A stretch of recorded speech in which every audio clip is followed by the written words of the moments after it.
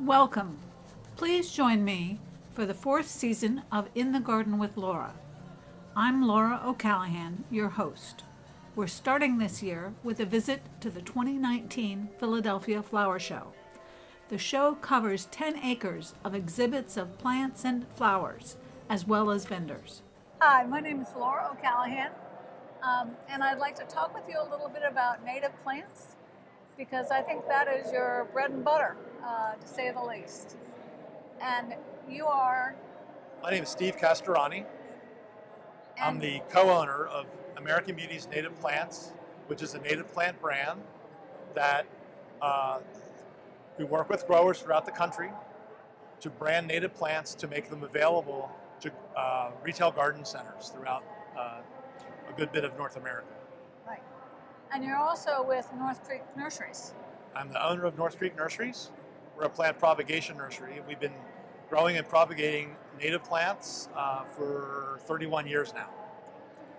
A major issue for anybody who wants to plant native plants in their garden is A, finding good native plants, and B, finding native plants that are actually from their region. For Maryland, parts of Philadelphia, Pennsylvania, Virginia, North Carolina, it's the Piedmonts. And that always is a struggle. What are you trying to do with your company for native plants? Well, besides being the co-owner of this brand and having North Creek, my wife and I also have a retail garden center in Hocassin, Delaware. So I'm on the front lines of the question you asked. People especially more recently in the last 10 years, have been asking, they come into the retail store, where are your native plants? Where can I find native plants? Where are your butterfly plants? Where are your plants that feed birds? So knowing that, it's difficult for customers to come in there and not have those answered. Right. It's difficult for the salesperson to not have an answer, or to say, well, we have native plants, but they're spread out through the garden center. Right. There's not a lot of good information about them.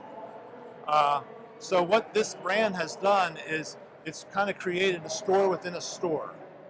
So they're regionally appropriate. So the plants that are grown or sold in Delaware are native to the Mid-Atlantic. We have growers in Chicago, and their plant palette is for the Midwest. We have growers in Ohio. So in different parts of the country, we have regionally appropriate native plants that are found at retail garden centers. Now, when you're looking at these different plants, are some of them species, some of them hybrid, and do you make decisions about whether you're going to do species or hybrid based on how much butterflies or insects will use them? We have a pretty specific definition. To answer your question, they are straight species or cultivars of straight species, but not hybrids of interspecific species. And even when you get into cultivars, it's very murky because a plant like Phlox paniculata gina, it's a named variety, but it's just a selection. Right. It's found in nature, but it's got a cultivar name. And we work kind of closely with the Mount Cuba Center for Piedmont Flora.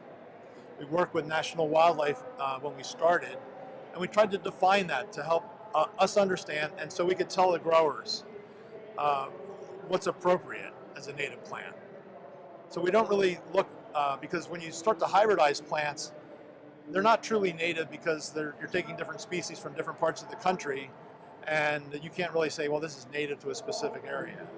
So when I buy an American Beauty, and this is something I never knew until this conversation, but I buy an American Beauty, I can say this is going to be a species or very close to it, a cultivar. It could be a cultivar of a straight species. And here's a good example. I have a plant right here. This is a Geranium maculatum expresso. So in the woods, my partner, back when I had a partner at North Creek, Dale Hendricks, was walking in the woods. This is normally a green foliage plant. In nature, he found this plant, and we started to produce it. It has this chocolate foliage. We named it Espresso. It gives it a little bit of a different twist on it. But it is a straight species. It came, from the wild. It just has a characteristic. A lot of times we look at plants that have characteristics, and maybe it's a plant that, like Phloxgena, for tiger swallowtails, it has more nectar than any other phlox. When they're all blooming at the same time. Right.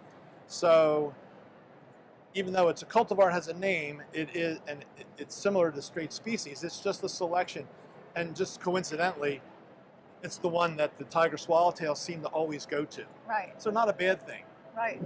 But a bigger answer to your question is, when you're looking, not typically in the suburban or urban environment, which are just many disturbed landscapes, right, where people garden. They garden in areas that have been altered in some way. right, That's where we really recommend native plants or native plant cultivars and these varieties. If you're trying to just do strictly reestablishment of natural lands, we really don't promote that using cultivars. We want open pollinated species to enhance the genetic diversity of natural areas. So you want locally sourced seed, open pollinated varieties, because they're in nature in more of a pristine natural environment.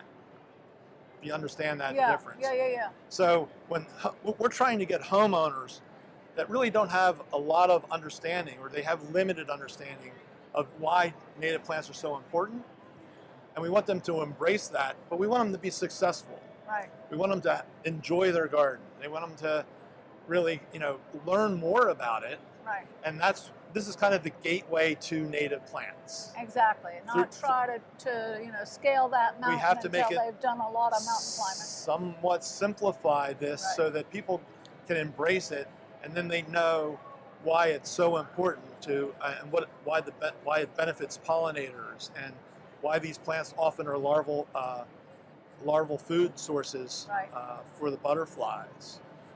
Why birds need to have this relationship to the butterfly larvae and Lepidoptera as a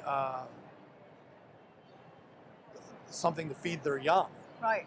Because they don't just really eat berries in the springtime. They don't eat berries in the springtime. They eat caterpillars. Right. And you have to have caterpillars if you want to have bird populations thrive. Right.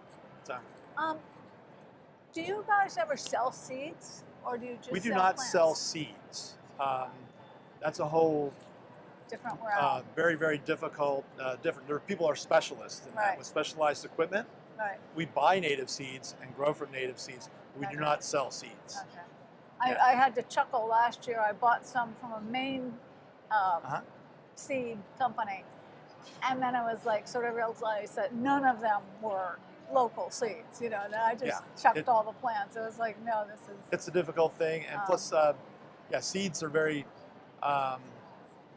We work a lot of times with restoration work. And go back to North Creek, where they use seeded meadows and such. But oftentimes, in large areas, seed is great because you have to cover a lot of area. Right. But in the areas that have specific problems, or they're high traffic, or you want high impact, using plants or plant plugs really work great because you get a guarantee that the weeds aren't going to take over. You kind of get ahead of it. Sometimes seed washes away. Sometimes the weeds outcompete the seeds because it takes about a year or two for those seeds to really take hold. Do you have a favorite plant this year? There's just too many. I have probably seasonal favorites. Yeah. I can't answer that. now, have you been to the flower show before, or is this your first year? This is our first year as an exhibitor. And Pennsylvania Hort Society asked us to come because they want to make a connection. All these people that come to this show see all these wonderful plants, but there's also been a disconnect as to where can they buy these plants. Right. So we're here to promote the brand. We're here to expose people to, these plants are available at their local Right. garden center. Right. And, we want to educate people. That's a lot of what this brand does.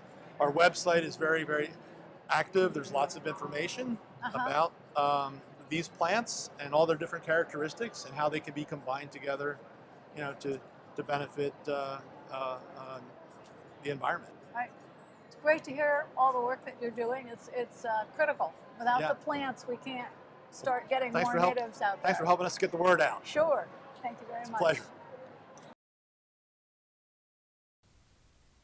Thank you for joining me. Please visit inthegardenwithlaura.com for blogs, podcasts, and news about native plants.